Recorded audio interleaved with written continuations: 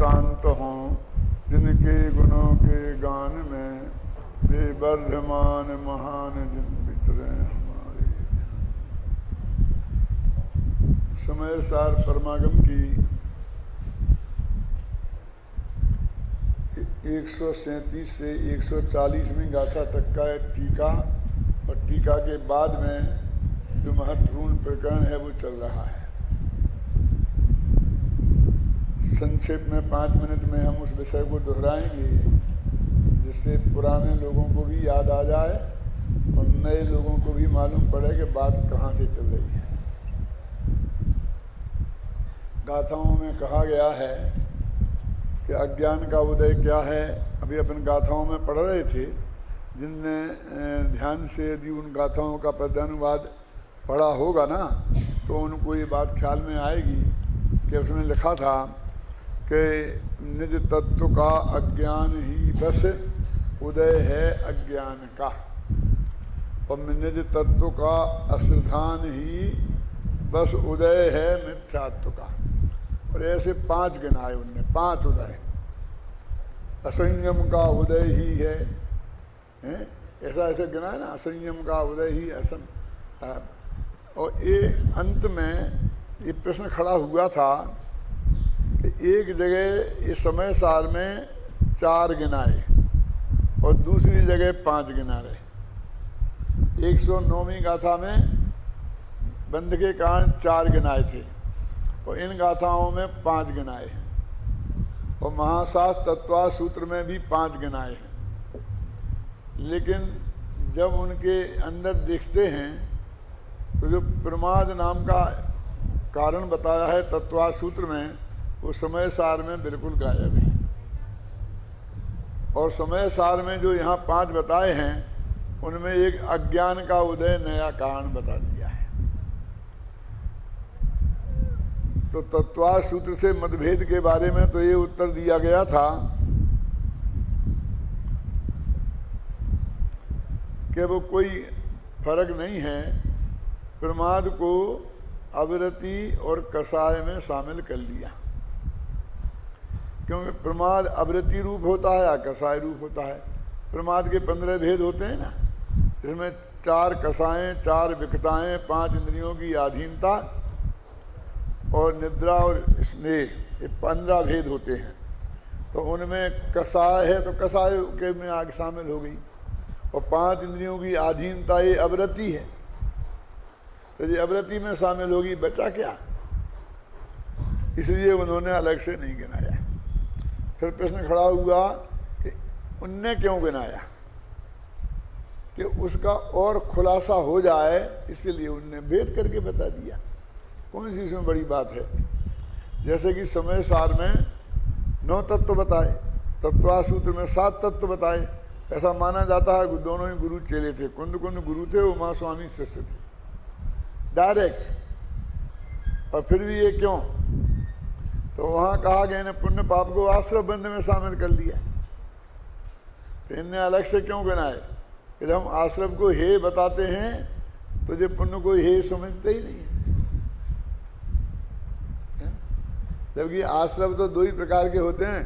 जब हम बंध को हे बताते हैं तो ये पुण्य को हे समझते ही नहीं है, इसलिए हमने अलग से पुण्य पाप अधिकार लिख करके और बात विशेष खोल दिया। उनने नहीं खोला, तो ऐसी विभिन्न अपेक्षाएं आगम में हुआ करती हैं। अब यहाँ जो बात है कि ये तो दोनों समय सार की बात है। एक जगह 4 गिनाए, मिथ्यात्व, अविरति, कषाय और योग, और यहाँ बताए 5। तो कहते हैं यहाँ ये अज्ञान का उदय क्या आ गया, नया आ गया। तो टीका में अमृत चंद्र ने कहा कि ये हैं तो यहाँ 4 ही, तो ये 4 अलग अलग और एक 4 को मिलाकर उसका नाम अज्ञान का उदय है। एक अज्ञान का उदय मेन है और उसके 4 भेद कर दिए, इसलिए वो 4 ही हैं, ये 5वां अलग नहीं है। आप समझे ना? और ऐसा तो अपने बहुत परंपराएं हैं ना, सप्तभंग में भी करते हैं ना, एक अस्थि एक नास्ति, एक अस्थि नास्ति को मिला दो तो तीसरा भंग बन जाता है। कई जगह होती है ना, अपन रोजाना माताएं बहनें दालें बदल बदल के बनाती हैं ना, आज मूंग की, कल उड़द की, परसों अरहर की, और कौन होती हैं तुम जानो ज़्यादा, और फिर एक दिन सबकी मिला के बना देते हैं क्यों? तो वो भी बदलने की हो जाती है ना, मिक्सचर मिला के बना देते कि नहीं?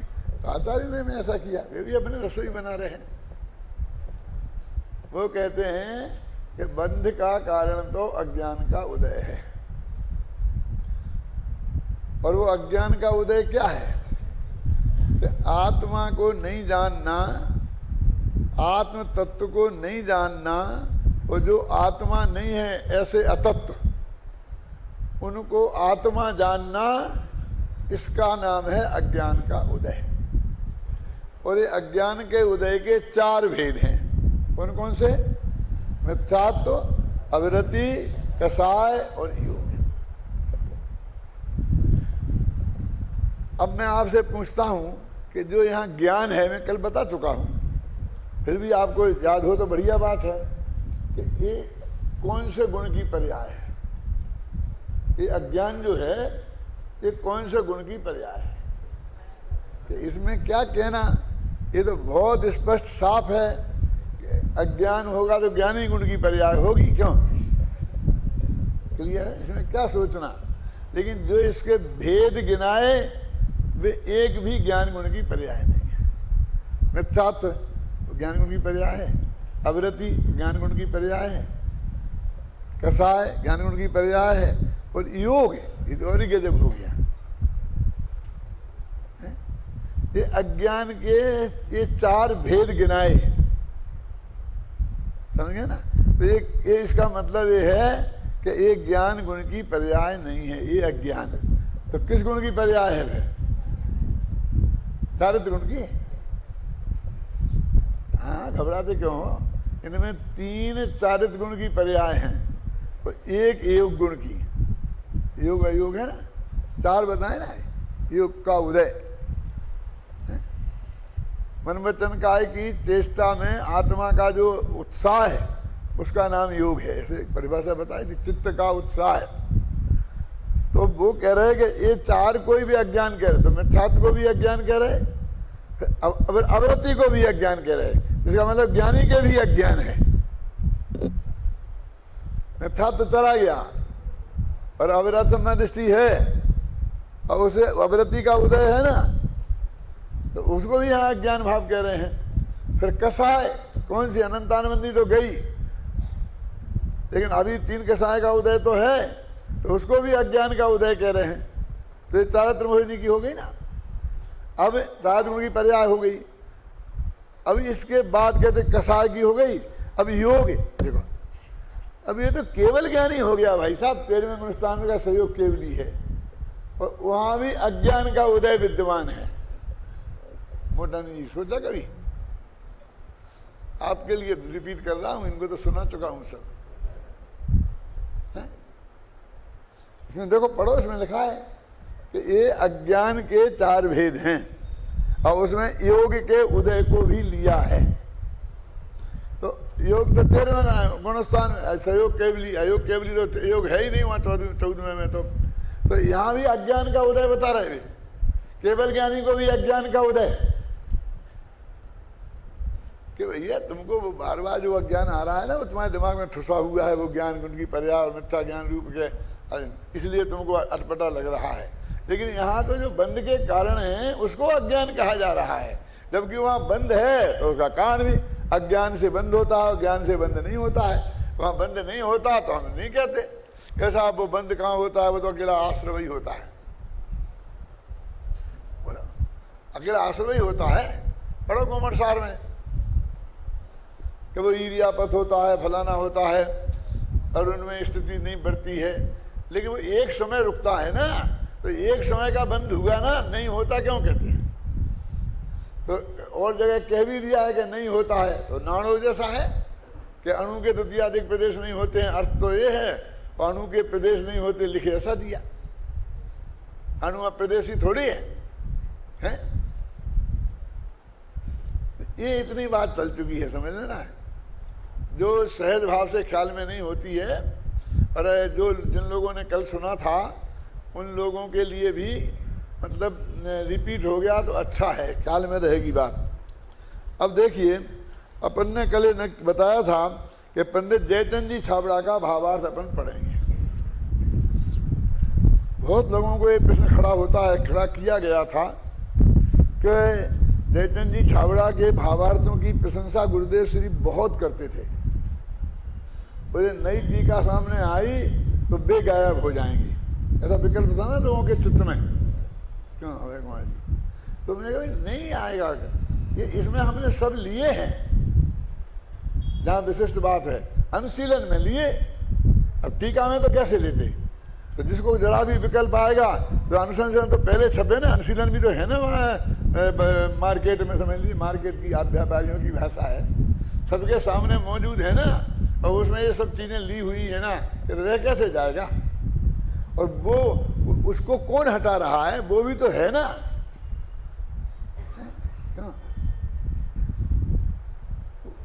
चलो सुनो, क्या पढ़ते हैं ना, पेज नंबर बताओ, बोलो बोलो, पेज नंबर। ये हवा से उड़ जाते हैं ना, इसलिए जरा गिरावट होती है।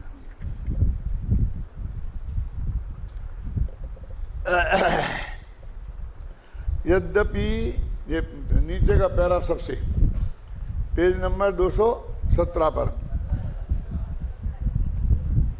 17 पर है, 15 कहाँ है? अच्छा, दूसरा है, ये भी है, ये भी जय है। अज्ञान भाव के भेद रूप, देखो अज्ञान भाव के भेद रूप मिथ्यात्व जयचंद जी छाबड़ा के पकड़ में ये बात आई थी।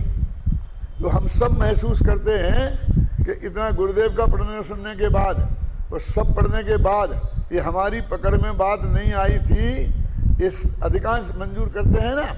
तो ये लिख देने के बाद भी 20-20 साल बाद हो गए इसे लिखे, पर अभी भी लोगों के ध्यान में ये बात नहीं है। और जयचंद जी छाबड़ा को कोई नहीं था, टोडरमल जी ने तो टीका लिखी नहीं इसकी, लेकिन उनने समय सार पढ़कर वो ये बात उनके ख्याल में आई थी, इसके लिए भी ये भावार्थ मैंने निर्धारित किया है। बात तो अपन ने लिखा ही थी आगे पीछे, लेकिन उनके ध्यान में आई थी। और जयचंद जी छाबड़ा समझते हैं आप क्या, जो ये मानते थे कि टोडरमल जी जैसी प्रतिभा मुझ में नहीं है। एक महाकवि बिंद्रावन जी, जिनकी बहुत पूजनीय और विधान है, बनारस में रहते थे। उनने जयचंद जी छाबड़ा को एक पत्र लिखा था उस जमाने में, वहां से कोई आदमी लेके पत्र आया था, जैसे तो डाक विभाग तो था ही नहीं, बनारस से जयपुर कोई साधारण दूरी तो है नहीं। उस पत्र में ये लिखा था, मैंने अपने पंडित टोडरमल व्यक्तित्व कर्तृत्व में छापा है उस पत्र को, कि मैं आपके पास न्याय व्याकरण आदि पढ़ने के लिए आना चाहता हूँ, क्योंकि वो ये महसूस करते थे कि मुझे न्याय व्याकरण नहीं आता। हिंदी का भी विद्वान थे, कवि थे, तो कविताएं लिखते थे। बनारसीदास जी भी ऐसे ही थे, उनने भी संस्कृत ताकत नहीं आती थी, बेचारों ने कलश टीका का सहारा लिया था। वृंदावन जी भी ऐसे ही थे। तो मैं आपके पास आना चाहता हूँ, एक तो बात, इसलिए मुझे आप परमिशन दे तो मैं आऊँ और कुछ दिन वहाँ रहूँ आपकी पास। दूसरा प्रश्न लिखा था कि मोक्ष मार्ग प्रकाशक का अधूरा रह गया है, तो हम आपसे निवेदन करते हैं कि आप इसे पूरा कर दीजिए। और तीसरा था कि हमारे यहाँ तो पूजन की पद्धति वो 20 पंथ की थी ना, वहाँ उनकी पूजनों में सब 20 पंथ की गंध आती है, ये है। और आपके यहाँ कौन सी पद्धति है, ये भी उनने वहाँ जानना चाहिए थी। तो मेरा तो मतलब ये है कि उसका जो जवाब उन्हें दूसरे का दिया, उन्होंने कहा था, दो के जवाब में बहुत मार्मिक बताता हूँ, कि तुम्हें न्याय और व्याकरण पढ़ना है तो बनारस में ब्राह्मण विद्वान बहुत अच्छे हैं जो न्याय व्याकरण को बहुत अच्छी तरह पढ़ा सकते हैं, तो वहीं पढ़ लेना, इतनी दूर आने की ज़रूरत नहीं है। और मेरा समय खराब करने की जरूरत नहीं है। फिर न्याय व्याकरण में मैं समय खराब नहीं करूंगा तुम्हें पढ़ाने में। पढ़ा तो सकता हूं, लेकिन मैं पढ़ाने का काम नहीं करूंगा ये, क्योंकि उसको पढ़ाने वाले बहुत मिलते हैं और तुम्हारे यहाँ मिलते हैं जहाँ तुम हो, वहां पर लोग क्या दिक्कत है। यदि तुम्हें अध्यात्म का कुछ समझना हो तो तुम जरूर आओ, मेरे से जो बनेगा मैं आपको समझाऊंगा। तो ये तो एक बहुत मार्मिक बात है, हैं? क्या जयपुर को जैनियों की काशी कहा जाता था उस समय। किसी को यदि जैन दर्शन का गहरा अध्ययन करना पड़ता था तो वो जयपुर आने की सोचता था, और 250 वर्ष बाद फिर भी यही वही के वही आ गया।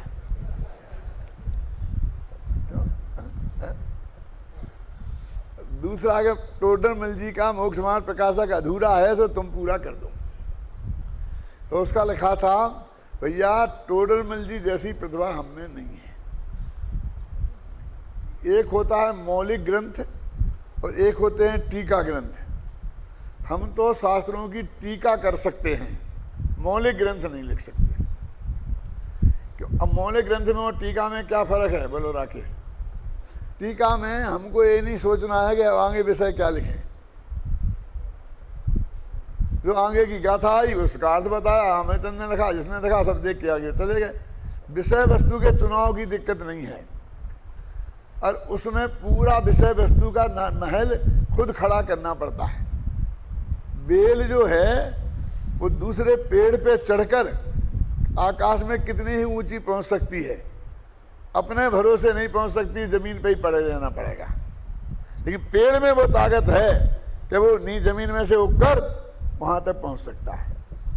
टोडरमल जी में ऐसी ताकत थी कि वे मोक्ष मार्ग प्रकाशक जैसे ग्रंथ को कहाँ कौन अध्याय में देना, क्या क्या प्रकरण लेना, कैसे बनाना, किसके बाद क्या प्रकरण, सारा निर्णय कर सकते हैं। और हमारे पास ऐसी ताकत नहीं है। ये सबसे बड़ी बात है कि एक मौलिक प्रतिभा जिसे बोलते हैं कि नया ग्रंथ बनाना, तो उस ग्रंथ में कहाँ से हम क्या क्या विषयों का चुनाव करें, कैसे चुनाव करें। मान लो हमें अनेकांत साधवाद पे भी लिखना है, तो हम ये कहाँ लिखें? शुरू में ही लिख दें कि हम मोक्ष मार्ग प्रकाशक लिख रहे, तो हम मोक्ष मार्ग प्रकाशक में मिथ्या दर्शन, मिथ्या ज्ञान, मिथ्या चारित्र का पहले वर्णन करेंगे, फिर सम्यक दर्शन, सम्यक ज्ञान, सम्यक चारित्र का वर्णन करेंगे, फिर सम्यक चारित्र में जब सम्यक ज्ञान का वर्णन आएगा तो उसमें हम प्रमाण और नए का वर्णन करेंगे। तो नए चक्र वहाँ आता है टोडरमल जी का। ये 7वें अध्याय में तो नया भाषों की बात आई है, नयों के बारे में कैसी गलतियां करती थोड़ी थोड़ी वो बताई है। मैंने जो तीर्थंकर महावीर और उनका सर्वोदय तीर्थ किताब लिखी थी ना, तो मैंने उसके भी खड़ा करने में क्या किया, 2 खंड रखे, एक सिद्धांत खंड और एक जीवन खंड। फिर जीवन खंड के 3 टुकड़े किए। कैसे किए, पढ़ा है क्या नहीं? पहले मैं भगवान महावीर से लेकर पहले क्या हुआ, आदिनाथ से लेकर महावीर तक क्या हुआ, पूर्व परंपरा, समझ गए ना। और दूसरे खंड में महावीर के पहले भवों में क्या हुआ, अब समझे ना। एक उनके पिताजी, अपने दो हैं। एक ऐसा कि मेरे पिताजी, उनके पिताजी, हमारी एक देह की परंपरा है। और एक में पिछले भव में उसका भव कहाँ से, उसका भव कहाँ से, एक भवों की परंपरा है। 2 समझ गए आप। हमारे पूर्व में दो पूर्व हैं, एक शरीर का, एक आत्मा का। शरीर का पूर्व क्या, मेरे पिताजी, पिताजी के पिताजी, पिताजी के पिताजी, समझ गए ना। तो महावीर के भगवान के पूर्व माने आदिनाथ। तो उनके पहले 24 तीर्थंकरों के बारे में आदिनाथ का वर्णन किया, थोड़ा सा भरत बाहुबली का किया, फिर पार्श्वनाथ का किया, नेमिनाथ का किया, आप समझ गए ना। फिर महावीर तक आए और फिर एक उनके पूरा भव से लिया जहाँ से उन्हें समझने की प्राप्ति हुई, मतलब शेर की पर्याय से पकड़ा, और फिर यहाँ तक लाए। और फिर तीसरे में वर्तमान भव। किताब बहुतों ने पढ़ी होगी, लेकिन इसमें ये ढांचा खड़ा करने के क्या, कैसे खड़ा करें, ये निर्णय करने के लिए वो कैसे निर्णय किया गया वो किसी को पता नहीं है। हाँ, अब सिद्धांत खंड में क्या करें? तो हमने क्या किया, 3 हिस्से में बांटा, सम्यक दर्शन, सम्यक ज्ञान और सम्यक चारित्र। तो सम्यक दर्शन में क्या करें? तो 4 चीजें लगाई, तत्वार्थ सिद्धांत सम्यक दर्शन, सत्यदेव शास्त्र गुरु का वर्णन, तत्वार्थ सिद्धांत की चर्चा करी, देव शास्त्र गुरु की चर्चा करी और आत्मानुभूति की चर्चा करी। आप समझे ना? तो इस तरह से उसमें 4 हिस्से बांटे, तत्व विचार और आत्मानुभूति ये सब लिए। फिर सम्यक ज्ञान खंड में प्रमाण और नए और अनेकांत और शादवाद, ये 4 चीजें ली। फिर सम्यक चारित्र में 5 अणुवृत्त, 5 महावृत्त, वो सब जो आता है ना। अब अहिंसा महावृत्त को यदि बहुत लंबी जगह वहां दे देते हैं तो उतना ही सत्य को दो, अन्याय तो थोड़ी करोगे उतनी डिटेल में। तो वहां संक्षेप में निपटा दिया और परिशिष्ट में फिर अहिंसा पर एक चीज जोड़ी जो हमें बहुत विस्तार से अहिंसा के बारे में कहना था। वहां क्यों नहीं डाली है? आप समझ गए? उसमें सब बात थिंकिंग है एक कि इस तरह से वो उसमें सम्यक चारित्र का खंड पूरा किया, वो परिशिष्ट रखा। तो ऐसा एक ढांचा खड़ा करना पड़ता है। जयचंद जी ये महसूस करते थे कि मैं ढांचा खड़ा करने में समर्थ नहीं हूं। टोडामल जी में एक ताकत थी कि वे ढांचा खड़ा करते, और उनके दिमाग में क्या था, अब आगे मैं क्या पूरा कर दूं, वे क्या लिखने वाले थे, मैं क्या पूरा कर दूं। वो कहते हैं मैं नहीं कर सकता उसको, मेरे पे जो कुछ बनेगा मैं अपना ही लिखूंगा, मैं दूसरे का पूरा नहीं करूंगा। एक सिद्धांत और है शांति जी, दूसरा का पूरा करने में क्या है? हमेशा बकरी अपने जी से जाएगी और राजा जी को रोनी होने वाली है। समझ नहीं आए? हम तो उसमें पूरी मेहनत करेंगे और लोग कहेंगे वो बात तो नहीं है। ये तो बहुत महाभाग्यशाली कोई होगा कि ये कहला लेगा कि नहीं साहब उससे भी बढ़िया है, कि वैसा ही है। क्यों?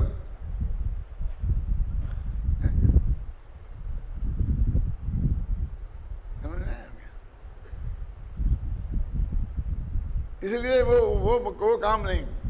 हम तो अभी हम जैसे हैं हम वैसा, हम में जो बुद्धि है हम वो करेंगे और उसके हमारा जो मूल्यांकन होगा हो जाएगा, नहीं होगा नहीं होगा। हमें दूसरों के उस तुलना में खड़े, हम उनकी तुलना में खड़े नहीं हो सकते। जयचंद छाबड़ा ने कहा। तो मैं ये दो जो अंतर होता है वो मैंने आपको बताया, ख्याल में आई ना, कि भाई दूसरे की पूरी करें हम तो वो उसी की तुलना में जाएगी, उस दृष्टि से देखेंगे ना। मैं एक बात और बताना चाहता हूँ, एक आध दफे मैंने बताई देवलाली में, अभी फिर दोहराना चाहता हूँ, इतिहास भी रह जाए इसके लिए भी,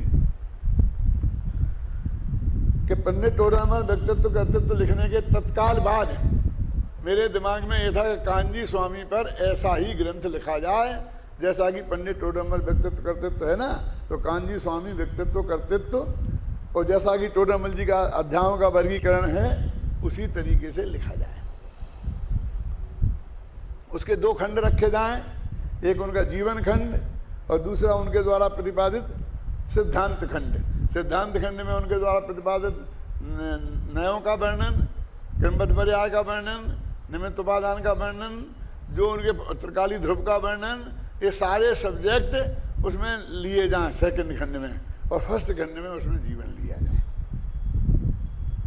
ये दिमाग में मेरा प्लानिंग था और 400 पेज मेरे दिमाग में थे उस वक्त।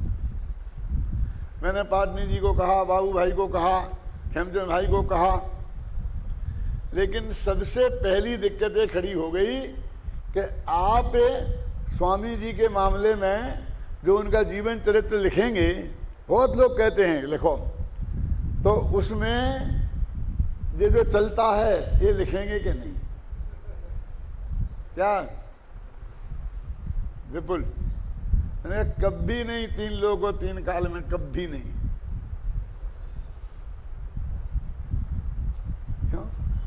क्यों?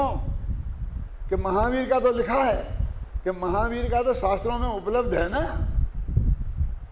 क्या किसी कीमत पर नहीं।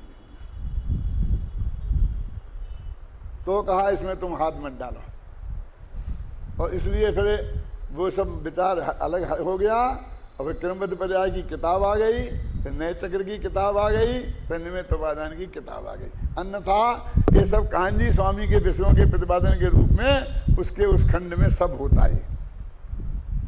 क्या समझे ना आप? और एक और गुप्त बात है, अभय जी कहें तो बता दूं।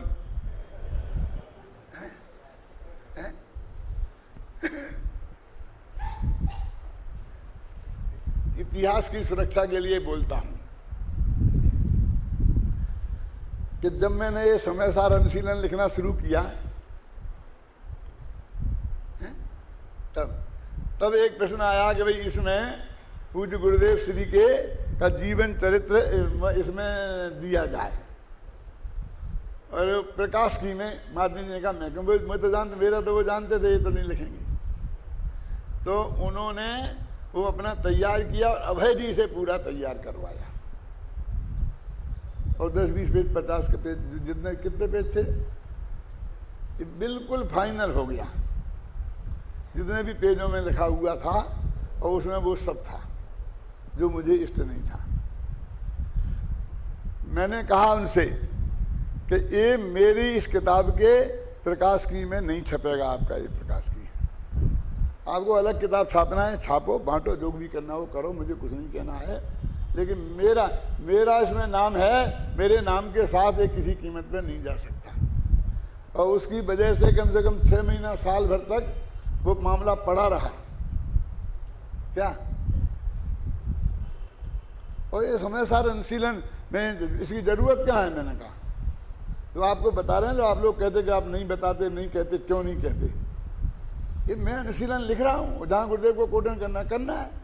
तो इसमें कहाँ आता है कि मैं टोडरमल जी का डालूंगा, किसी का डालूं? इसमें कोटेशन तो मैं सबका दे रहा हूँ। फिर अम्बेचंद का जीवन भी डालूं, फिर जयसेन का जीवन भी डालूं, फिर पांडे राजमल जी का जीवन डालूं। उदाहरण तो मैं सबके दे रहा हूँ ना। ये समय सार अनुशीलन है। तो इसमें कुंद कुंद का परिचय होगा कि समय सार का परिचय होगा, और किसी का नहीं। आखिर वो पढ़ ही रहा। अब अभय जी के पास होगा, सुरक्षित तो होगा, और मेरे पास तो है नहीं। फिर वो नहीं छपा, तब ये समय सार अनुशीलन छपा। अब क्यों नहीं लिखा, क्या नहीं लिखा, अभी किससे कहे ये कहानी? किसके आप सुनेंगे ना? नहीं तो मैंने बोला ना कि 72 में, सन 72 में ये मैंने डिसीजन लिया था कि वो लिखने का। और ये 91 में जब समय सार अनुशीलन लिखा गया तब ये चक्कर आया कि मैं अपने नाम को उन बातों से किसी कीमत पर जुड़ने नहीं दूंगा। क्यों? क्योंकि मैं तो आगम से बंधा हूं, और आगम में क्या प्रमाण मुझे लाके बताओ। क्यों? कि कुंद कुंद का तो लिखा है, कुंद कुंद का लिखा है कि उनके बारे में एक किंवदंती प्रसिद्ध हैं। क्या समझे? क्या लिखा? परमात्मा समझे कि नहीं समझे? ये नहीं लिखा कि सर्वज्ञ भगवान ने कहा था, कि भगवान महावीर ने कहा था कि कुंद कुंद थे और ग्वाला थे और फिर ऐसे थे और फिर वो हो गया था, फिर वो पेड़ में खड़ा रह गया था और जल नहीं गया था। वो किसने सुनाया? ये केवली तो उसके बाद हुए नहीं, कुंद कुंद के बाद कोई। उनके बारे में एक किंवदंती प्रसिद्ध हैं। आप कहो तो ये लिख देता हूं मैं कि कान्जी स्वामी के बारे में ऐसी किंवदंतियां प्रसिद्ध हैं, और जो कहो वो लिख दूंगा सब। क्या सुने ना? एक लाइन में वो सब बात क्लियर हो जाती है।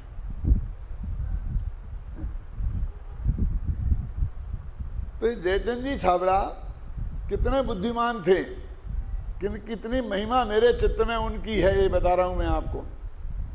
इसलिए मैंने उनके इस प्रकरण को यहाँ कोट किया। यही बात मैं अपनी तरफ से ही लिख सकता हूँ, लिख भी दी, फिर भी उन्हें कोट करने की जरूरत, यदि मैं उनके नाम को उड़ाना चाहता तो मैं क्यों कोट करता? क्या जरूरत है? वैसे कौन कहता है कि आप इनका कोट करो ही? मैं उसके लिए बाध्य तो नहीं हूं। तो अज्ञान भाव के भेद रूप मिथ्यात्व, अविरति, कसाय और योग, देखो योग लिखा ना, योग के उदय पुद्गल के परिणाम हैं और उनका स्वाद अतत्व सिद्धानादिक रूप, ये मिथ्यात्व का अतत्व सिद्धान, असंयम का अचारित्र रूप दशा, जैसे हरेक की पीछे केड़ा है ना, वो सब स्वाद ज्ञान में आता है, उसका स्वाद ज्ञान में आता है।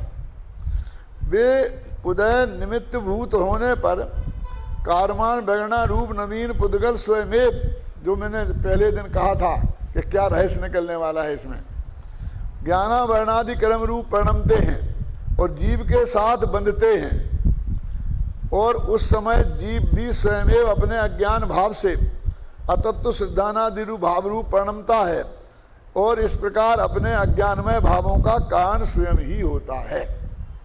देखो ये उन्होंने लिखा ना उसमें, योग का उदय अज्ञान में, अब आगे मिथ्यात्वादि का उदय होना और नवीन पुद्गलों का कर्म रूप परिणमना तथा बंधना और जीव का अपने अतत्व सिद्धानादि भाव रूप परिणमना, यह तीनों ही एक समय में ही होते हैं।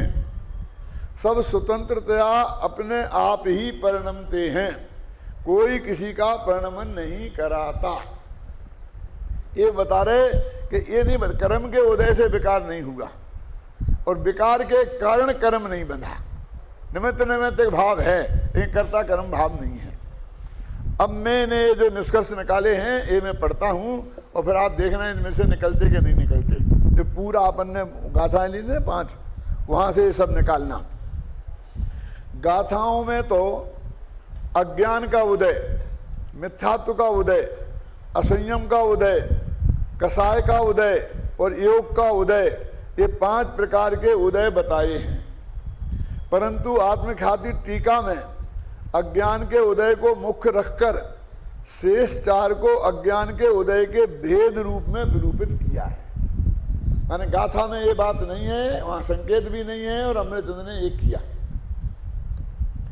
इस कारण वे चारों ही एक प्रकार से अज्ञान के ही उदय हैं। अब वो जो योग है वो भी अज्ञान का उदय, कसाय का उदय वो भी अज्ञान का उदय। अब आप कहते हो बंध का कारण तो अज्ञान है, कसाय तो है नहीं। अब ये अंदर अंदर कसाय घुसी है ना, उसमें अज्ञान लिखा, मिथ्यात्व तो है नहीं। इस प्रकार अज्ञान के उदय में 5 ही गर्भित हो गए। यही कारण है कि इन 5 को एक अज्ञान भाव शब्द से ही अभिहित किया जाता है। अब जो जगह जगह अज्ञान भाव आए वो कौन सा अज्ञान भाव है ये आपको नक्की करना पड़ेगा। वो औदिक अज्ञान है, वो क्षय सम्मुख अज्ञान है कि ये अज्ञान है, कि जिसके ये 4 भेद हैं। इन 5 की परिभाषाएं टीका और भावार्थ में स्पष्ट हो ही चुकी हैं। भावार्थ में यह भी स्पष्ट कर दिया है कि अज्ञान भाव के भेद रूप ये सभी उदय पुद्गल के परिणाम हैं और इनका स्वाद अतत्व सिद्धानादि के रूप में ज्ञान में आता है, इसलिए वो अज्ञान का उदय नाम दे रहे। उनका स्वाद ज्ञान में आ रहा ना। मिथ्यात्वादि का उदय होना, नवीन पुद्गलों का कर्म रूप परिणमना और जीव का अतत्व सिद्धानादि रूप परिणमना, यद्यपि ये तीनों एक ही समय में होते हैं, सब स्वतंत्र रूप से अपने आप ही परिणमते हैं, कोई किसी का परिणमन नहीं कराता, तथापि इनमें निमित्त नैमित्तिक भाव अवश्य है। स्पष्टीकरण हो गया।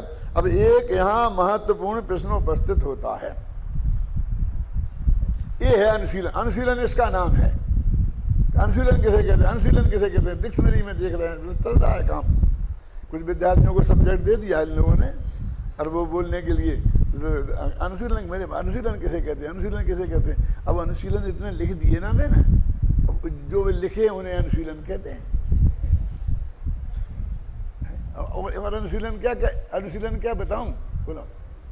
अपन जाते थे ना यात्रा में अभय जी, तो कहते हमारा ज्ञान कैसा है कि एक गांव में, मैं बोलता था रोजाना के व्याख्यान में, हाँ धर्म चक्र की व्याख्या में ऐसा बोलता था कि एक गांव में ऊंट आया।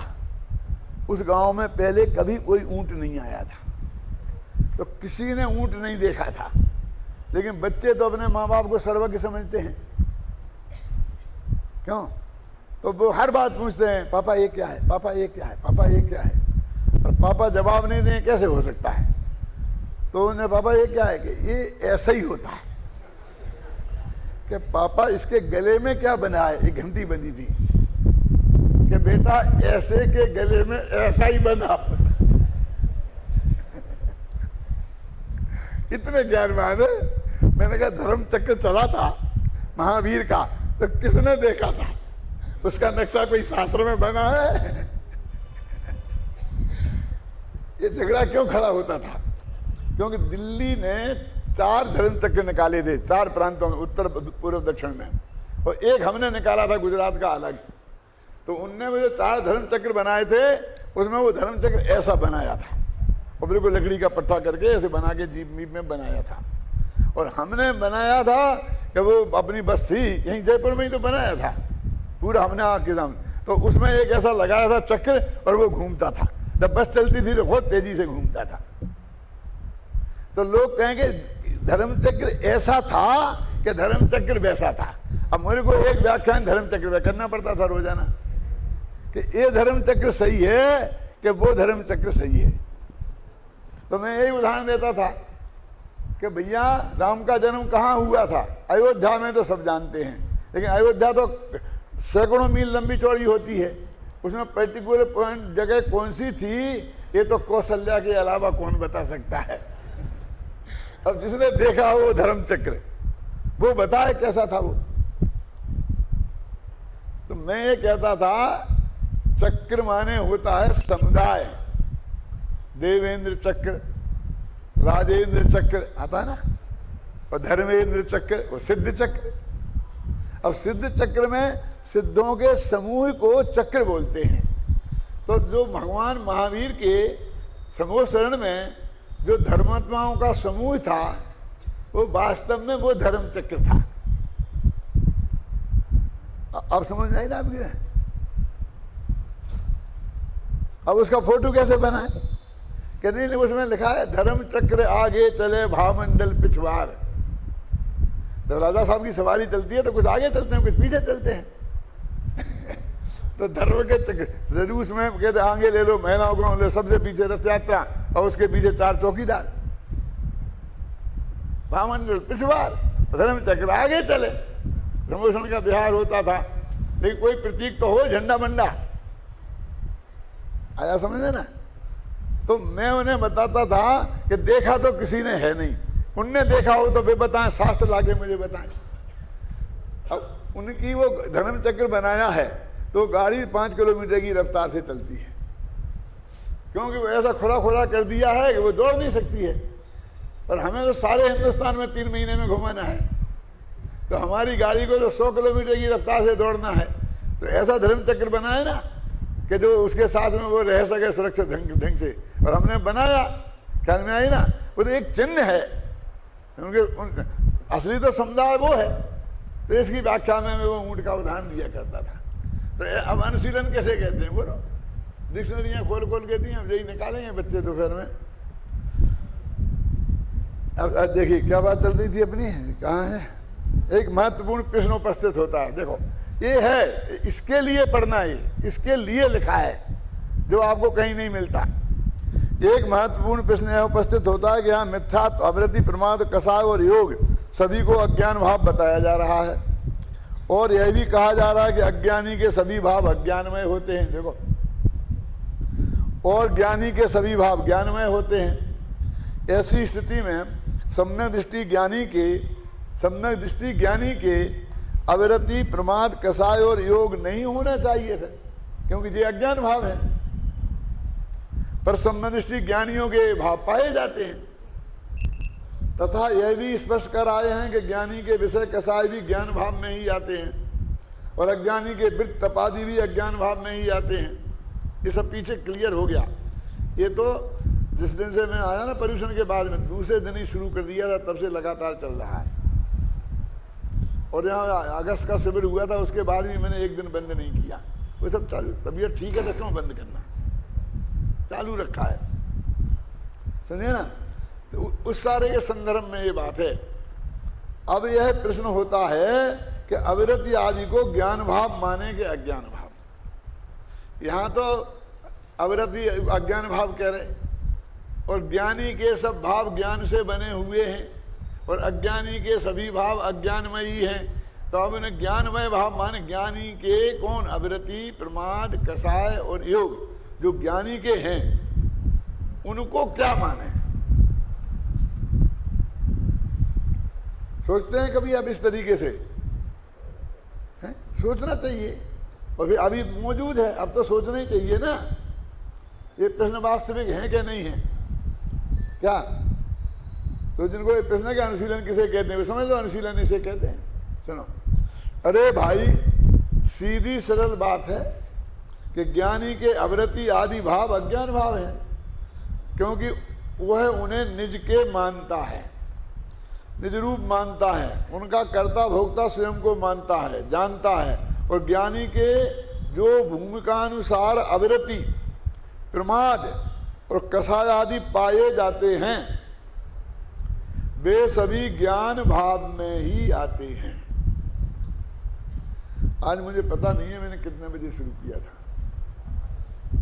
कितने मिनट बाकी है बता सकता है कोई? 54 मिनट में कितने मिनट बाकी है? 54 मिनट का व्याख्यान करूंगा। हैं? खत्म करना है, ठीक है। क्योंकि ज्ञानी का उनमें एकत्व ममत्व नहीं है, वह उनका कर्ता भोक्ता अपने को नहीं मानता। यही अंतर तो है ज्ञानी और अज्ञानी में। यहाँ अज्ञानी के अविरति आदि भावों की चर्चा है, इस कारण उन्हें अज्ञान भाव में शामिल किया जा रहा है। आत्मख्याति टीका और जयचंद जी छाबड़ा के भावार्थ में इस बात के स्पष्ट संकेत हैं। ज्ञान में क्या संकेत है? सुनो, ज्ञान में स्वाद रूप होता हुआ असंयम का उदय। वो अज्ञान भाव का भेद क्यों है? असंयम का उदय और उसका ज्ञान का गेय बन रहा, और अज्ञानी का कर्ता बन रहा है ना। और ज्ञान में स्वाद रूप होता हुआ कषाय का उदय और ज्ञान में स्वाद रूप होता हुआ योग का उदय। तो ज्ञान में जो स्वाद रूप होता हुआ वो है असली जड़। इत्यादि कथन से यह स्पष्ट है कि अज्ञानी का ज्ञान उन्हें अपना मान रहा है, अपना जान रहा है। ज्ञानी की पर्याय में भूमिकानुसार विद्यमान अविरति कषाय आदि के उदय ज्ञानी के मात्र गेय बनकर रह जाते हैं। सारी दुनिया गेय है, सारी दुनिया जैसे उसकी नहीं हो जाती है तो ये भी उसके ज्ञान के गेय बने हैं, बस खत्म। स्वाद रूप नहीं होते। अब देखो क्या फर्क है। अब स्वाद रूप होना और ज्ञान के गेय बनने में क्या फर्क है? देखो ये माताएं बहनें खाना बनाती हैं और बीच में माताओं बहनों के ऐतराज हो तो मैं कोई बात नहीं, मैं रसोइयों का उदाहरण ले लेता हूँ कि ये कोई गड़बड़ नहीं हो जाए, सब्जी में ज़्यादा नमक ना पड़ जाए, कम ना हो जाए, ये सब उसको बीच में चख लेते हैं, चख लेते ना वो। और फिर वे जब भोजन करते हैं तब। अब इन दोनों में क्या फर्क है? जब वो चखते हैं उस वक्त अकेला ज्ञान का गेय बनाना उद्देश्य है, आनंद लेना उद्देश्य नहीं है। और जब भोजन करते हैं तो उसका मजा लेना उद्देश्य है। एक अकेले उस वक्त उसके अकेले ज्ञान के गेय बने और इस वक्त स्वाद रूप बने। समझ गया ना?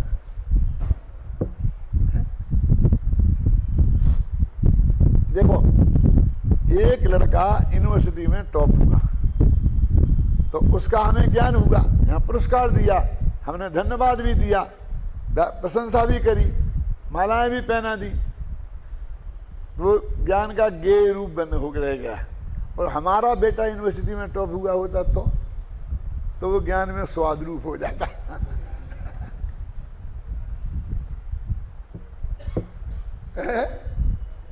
समझ में आया कि नहीं आया?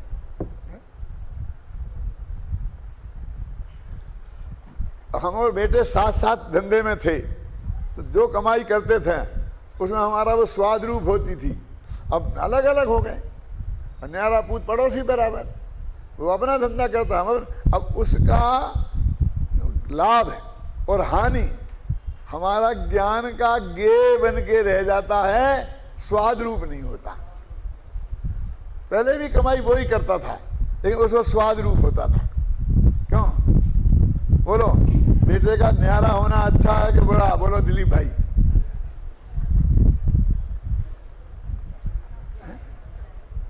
सोचो, अच्छा है ना, क्योंकि जबरदस्ती हमें अपना मान रखा है, लेना नहीं देना नहीं, हाँ, और उसे स्वाद रूप होकर हम इतने दुखी हो सुखी होते हो, कर्म बांधते हैं। और अब ज्ञान उभरे के रह जाता है, कर्म बंद नहीं होता है। होता तो बहुत ना मालूम, उसकी कोई मतलब ही नहीं है, जिसका आप समझे ना। कहीं तो हुआ कि न्यारा है और न्यारा जानो कि साहब, लेकिन तुमने जब वो न्यारा हुआ तब न्यारा जाना। दिक्कत ये है, जब वो तुम्हारे साथ पार्टनरशिप में था तब तुमने न्यारा नहीं जाना, एक खतरा है। बोलो कैलाश जी, समझ में आया कि नहीं आया? वो स्वाद रूप होना बार बार लिखा था ना, उसमें सारी जड़ भरी थी। अज्ञानी का स्वाद रूप होता है और ज्ञानी का स्वाद रूप नहीं होता है, ज्ञेय रूप होता है। ज्ञानी उसे जानता है। भाई इतना सा फर्क पड़ने वाला है। अब दोनों खाते दोनों ही है। अब सामने वाले को क्या पता पड़े कि इसे स्वाद रूप हुआ कि नहीं हुआ?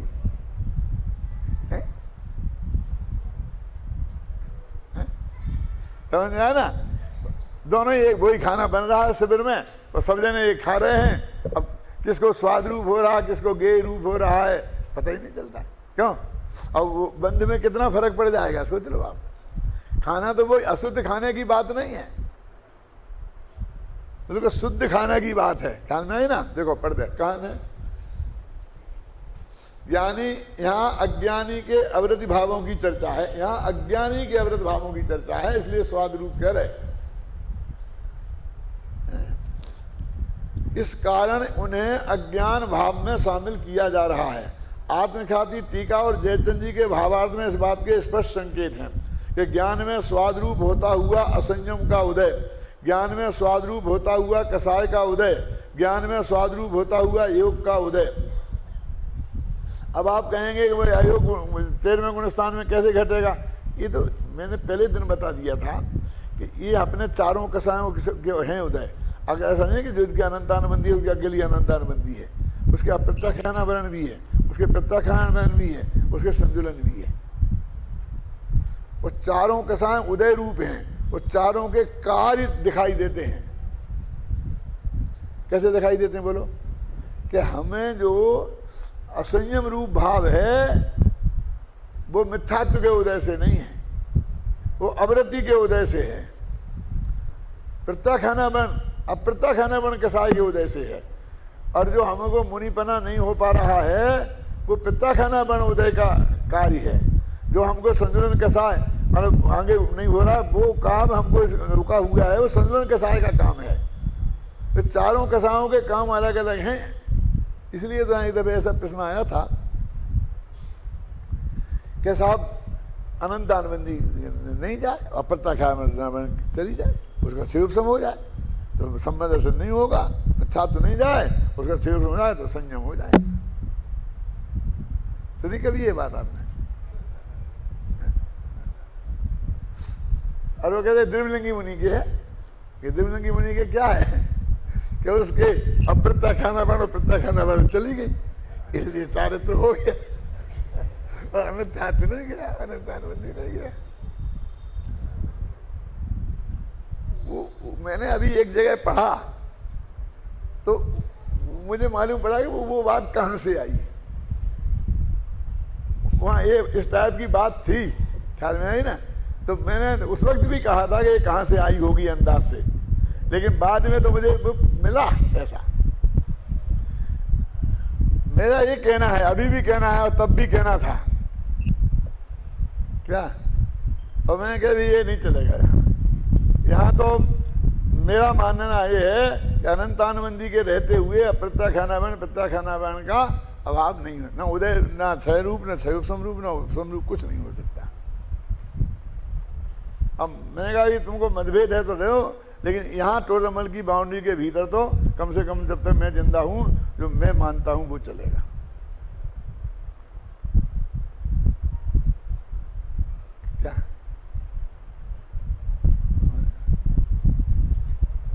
उनके जाने का भाई साहब एक क्रम है, ऐसा नहीं चलेगा। देखो इत्यादि कथन से यह स्पष्ट है कि अज्ञानी का ज्ञान उन्हें अपना जान रहा है। ज्ञानी की पर्याय में भूमिकानुसार विद्यमान अविरति कसाय आदि के उदय ज्ञानी के मात्र गेय बनकर रह जाते हैं, स्वाद रूप नहीं होते। ज्ञानी उन्हें अपना नहीं जानता। यही कारण है कि ज्ञानी का उन्हें जानने रूप परिणमन ज्ञान भाव में ही आता है। तो ये पंक्तियां कब लिखी गई थी मालूम आपको? ये 92-93 में लिखी गई होंगी, 93-94 में, क्योंकि 91 में मैंने ये लिखना शुरू किया था। ये कर्ता कर्म अधिकार यहाँ तक आए होंगे ना, तो ये 10 साल लगे मुझे इस लिखने में। 2200 2250 पेजों को लिखने में 10 साल लगे। बीच बीच में दूसरी चीज़ें भी आती रहीं, दूसरी छोटी छोटी किताबें बन के वो भी निकलती रहीं, है ना। तो इसमें उसके बीच में ये मेरी समझ, और उस वक्त सब लोग विद्यमान थे, मतलब गुरुदेव के अलावा। क्या कह रहे हो? तब मैं लिख दिया, भीतरा विज्ञान आत्म धर्म जो भी था उसमें छापा है, गया है, सबने पढ़ा है।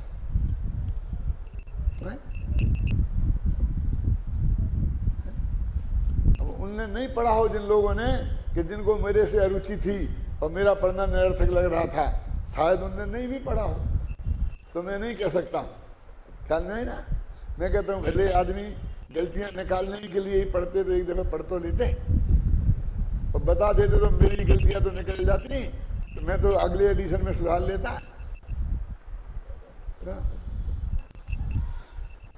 आत्मख्याति टीका के अंतिम पैरा और जयचंद जी के भावार्थ में समागत तथ्य भी ध्यान देने योग्य है। वो जो मैंने पहले दिन कहा था ना कि क्या आएगा, वो आ रहा है अब।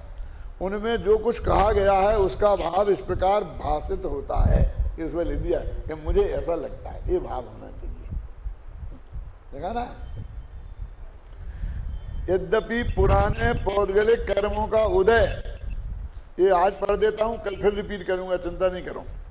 उनके निमित्त से आत्मा में उत्पन्न होने वाले औपाधिक भाव, विभाव भाव, रागद्वेष रूप परिणाम, उन सब परिणामों के निमित्त होने वाले आगामी द्रव्य कर्मों का बंध इन तीनों क्रियाओं के एक साथ एक समय में ही संपन्न होती हैं। तथापि पौद्गलिक परिणमन पुद्गल में होता है, उसका उपादान पुद्गल है, और राग देश के परिणाम आत्मा में होते हैं, उनका उपादान आत्मा है। देखो अभी समय खत्म हो रहा, मैं बता देता हूँ क्या आने वाला है कल। एक दिन बताया था, आज फिर बताता हूँ, कल विस्तार कर लूँगा। वो कहते हैं पुराने कर्म के उदय से हम में राग देश हुए, तो राग देश के निमित्त हुए, पुराने कर्म के उदय निमित्त हुए। उपादान तो आत्मा का राग रूप परिणाम में आत्मा ही है, और फिर उन राग देश से नए कर्म बने। यही है ना। अब ये कहना चाहते हैं कि बीच में ये क्यों राग को फंसाते हो? पुराने कर्म के उदय आए और उनसे नए कर्म का बना हो गया, पुद्गल का पुद्गल में हो गया। पुराने पुद्गल कर्म के उदय और नए पुद्गल कर्मों का बंध। अब बीच में ये राग वाला मामला तुमने जोड़ रखा है, आत्मा को फंसा रखा है, तो इससे जो हम कहते हैं ना कि जीव का कर्ता जीव, पुद्गल का कर्ता पुद्गल, उसमें तो फिर शंका खड़ी जाती है। बीच में राग के बिना तो नहीं होगा, राग के बिना तो नहीं होगा, राग के बिना। वो कहते थे थोड़ी इसकी उपेक्षा करो, और ऐसी उपेक्षा करने की हमारी आदत है, जनागम में भी और लौकिक में भी। क्या कि उसके वो पुराने कर्म का उदय आया, इसीलिए तो राग देश हुए और इसीलिए कर्म बने।